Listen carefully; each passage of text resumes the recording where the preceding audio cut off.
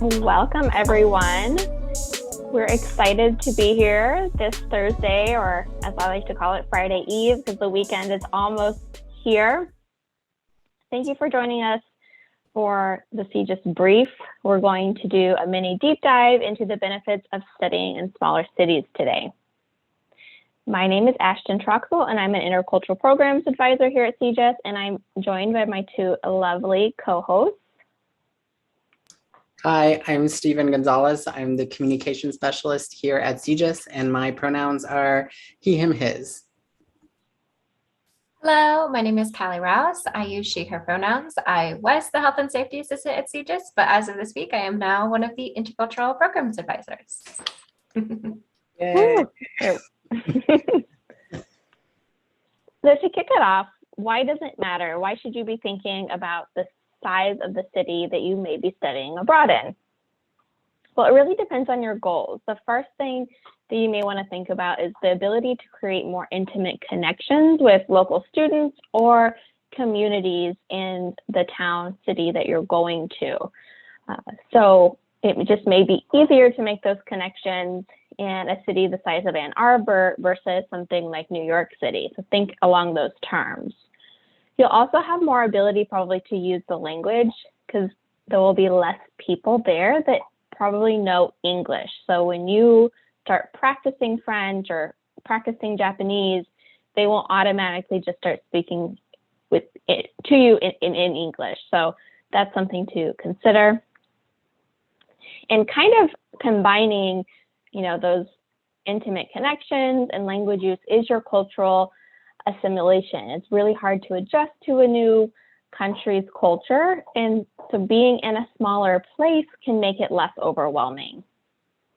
And like I mentioned, New York City and Ann Arbor, when people think of the US, they probably think that, so many Americans live in these big metropolis cities like LA, Las Vegas, but that's not true. The majority of students, or the majority of our population, lives outside of those big cities.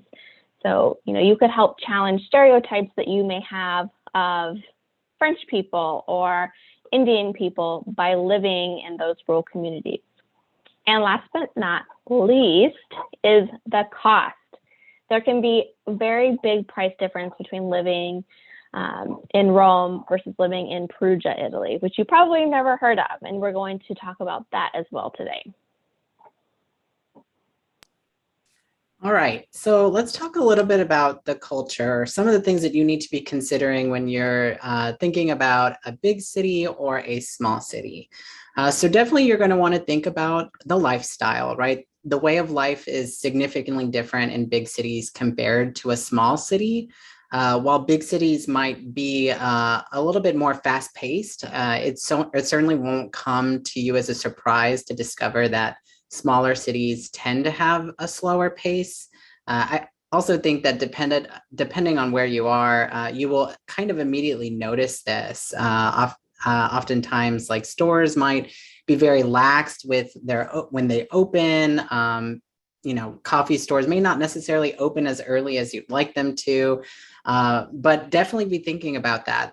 Also, like the sense of community, there will likely be a bigger community in these smaller cities, or rather easier to find. Whereas in bigger cities, it may be you may be asked to kind of do a little bit more research prior to your departure so that you can figure out where your community is. I'm not saying that big cities don't have those communities. It's just going to be a little bit spread out a little bit more because of how bigger cities are. They're big. And then also think about your commute to school. If you're in a bigger city, the transportation system might be a little slower versus smaller cities. It might just be a short walk to your local university or learning center. Something to keep in mind, but I know I don't have to tell you this, but I'm gonna. Large cities means tourist traps. Sometimes you forget that a lot of these big cities that have really well-known attractions tend to be overcrowded, and that can sometimes ruin the experience for you. I know myself when I went abroad, when I was 18, 19, I was really shocked to see that there was this gigantic crowd just to get to the Mona Lisa. And that really was very disappointing for me because that seems like something iconic that I wanted to do. And I couldn't because it's just outrageously like there's just so many people trying to cram to see Little Miss Mona Lisa, and it just didn't happen. But also think about like the locations of these bigger cities and where these tourist traps are. Oftentimes they're a little bit more Americanized. And what we mean by that is that the experience may not be as authentic. And I think one of the things that stands out the most is how food can be a little bit different, definitely more Americanized and overpriced. I was telling Ashton and Callie this example of how I had lasagna twice in one day, once in Assisi, which is a very small town in Italy, and dinner in Rome. And the difference between the two were so different, right? Like Assisi's lasagna was just so herbaceous. It was so delicious. And then you get to like this place in Rome that was clearly not true, authentic Italian food. It was kind of interesting to have that experience, I will say, but still, definitely more of an authentic experience in a smaller area. And then language, which I think is kind of a big component for a lot of people who choose to study abroad. If you're really looking to enhance those language skills, you might find it a little bit more difficult to do that in bigger cities, because these metropolis cities can be more of a melting pot or a salad bowl. These bigger cities are home to many, many people who speak different languages. You might not get a chance to speak in the language you were hoping to practice. In smaller cities, you're more likely to get a chance to do that and to practice with people at your local coffee shop or your library or just around school. I think I have this hilarious memory that I think a lot about when I went to Paris with some friends, and my friend was just so eager. We were in line trying to get into the Eiffel Tower, and he was so excited to use his French, so excited. And he gets to the line and he starts speaking in French, and the woman literally stops him and says, "I speak English. How can I help you?" And it was really, I mean, at the time, really funny for me, but it was now as an adult, I realized like that had to have been hard for him because he was really trying to, do his best to put a good foot forward and practice that language. And he was completely stopped from doing so. So not saying that's always going to happen, but it is definitely something to consider when people are so used to, especially Americans traveling everywhere. They're likely going to just nip it in the bud and say like, "Hey, I can speak English," and I've seen it firsthand. So definitely keep that in mind.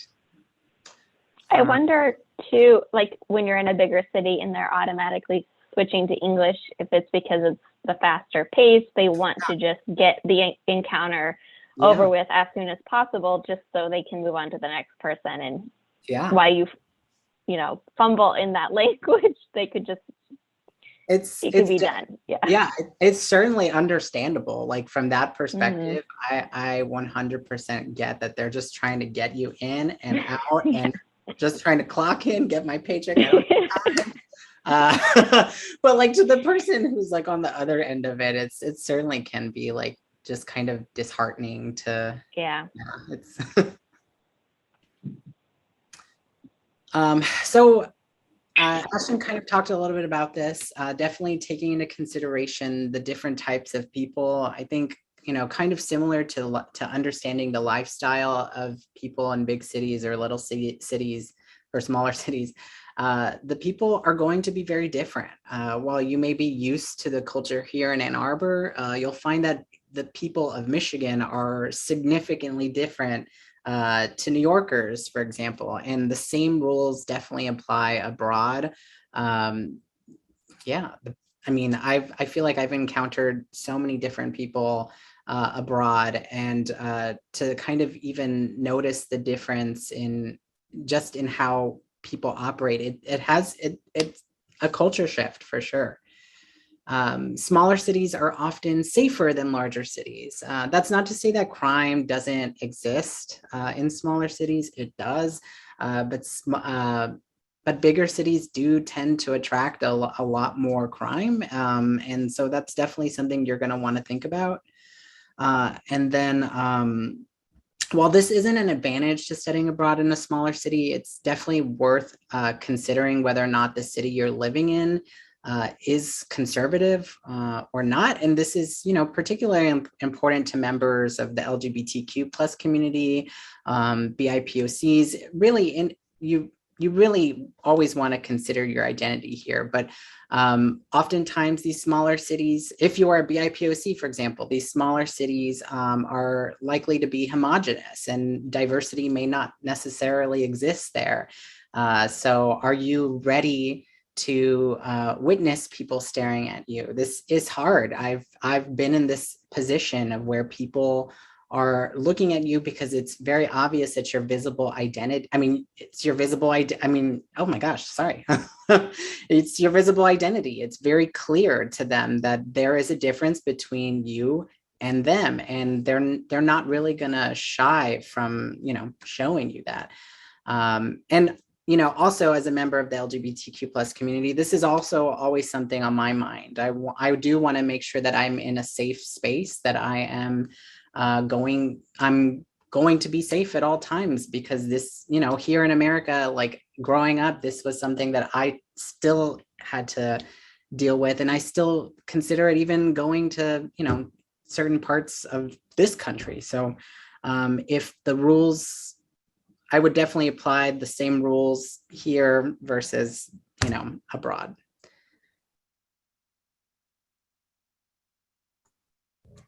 Great.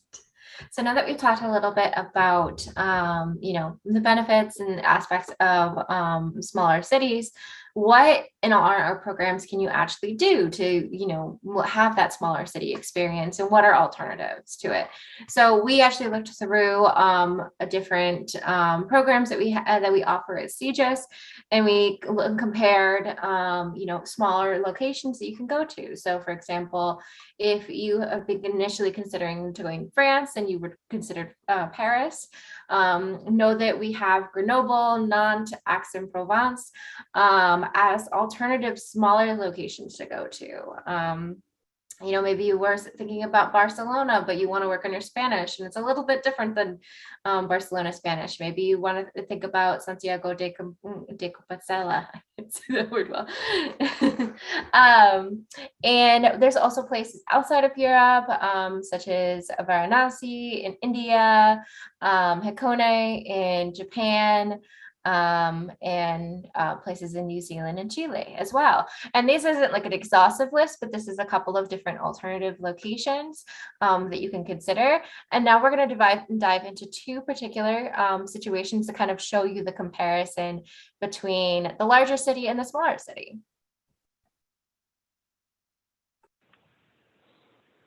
Yeah, so I chose to compare Nantes versus Paris, France. Nantes is about a 3-hour train ride to Paris, so it is still like very accessible for our students who want to travel while they're abroad. But in terms of the residents, there is a very, very big difference. So just think about like Stephen mentioned, your commute. I studied in a similar town to Nantes when I was studying abroad. It was a little south of Paris, also on the Loire River, which I highly recommend. It's known for its chateaus and vineyards.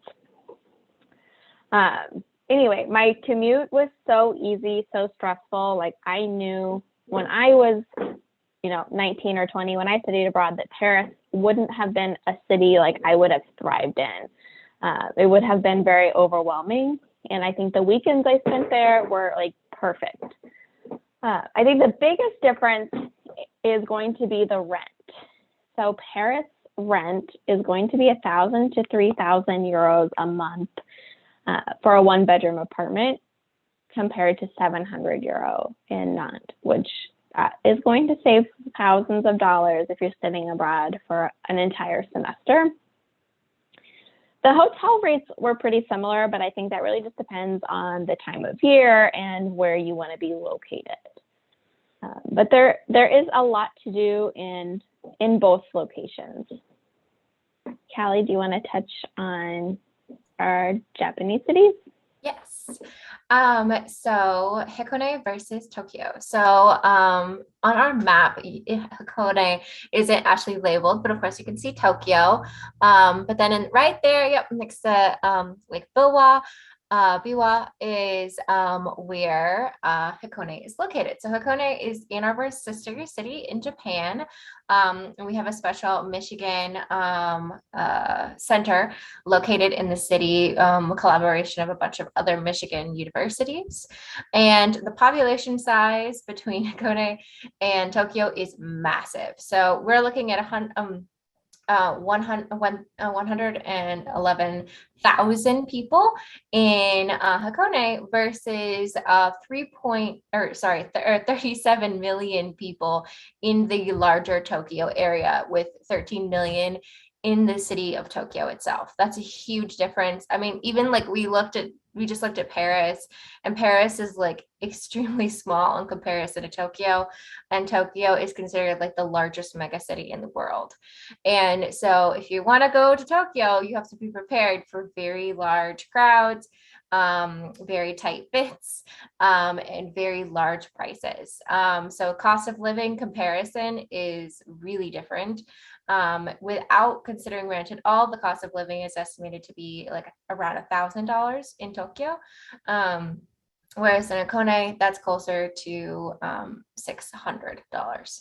And the really nice things about Hakone is that it's located on this like beautiful freshwater lake, and it's only 35 miles from Nagoya, which is the third largest city, and an hour from Kyoto, which is the second largest city. So you're still very close to locations. You can do a day trip to Tokyo if you wanted to, or like a weekend trip to Tokyo. And it's like much more of like kind of like a chill, quaint town, where you're not going to see so many tourists. And you're able to experience things like going to the Hakone Castle, which is one of the like few really like standing since like it was originally created castles, and that has been able to remain intact over the years, and a couple other really cool places.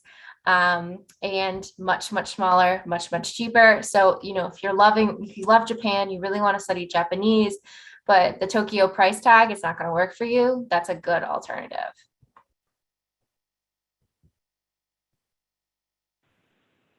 Thanks, Callie.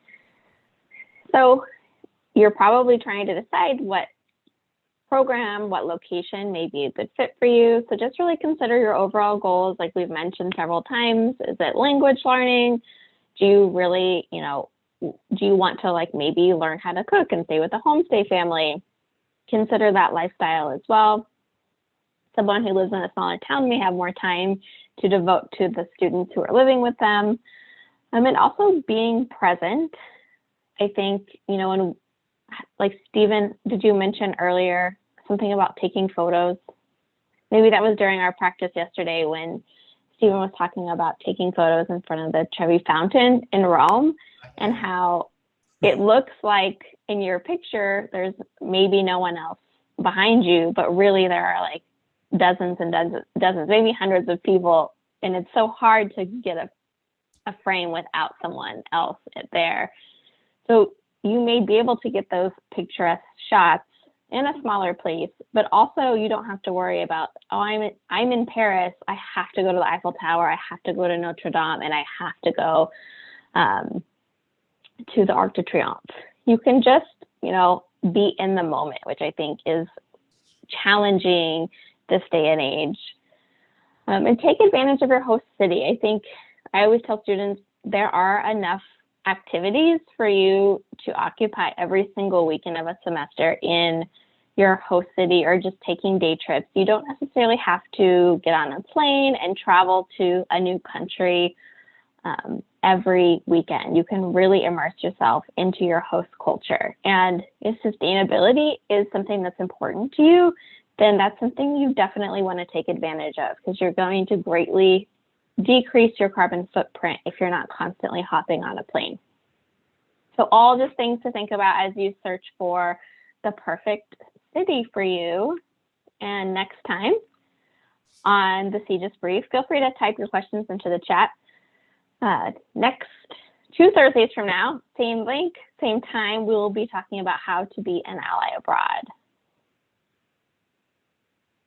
So any questions? As always, this will be recorded and posted.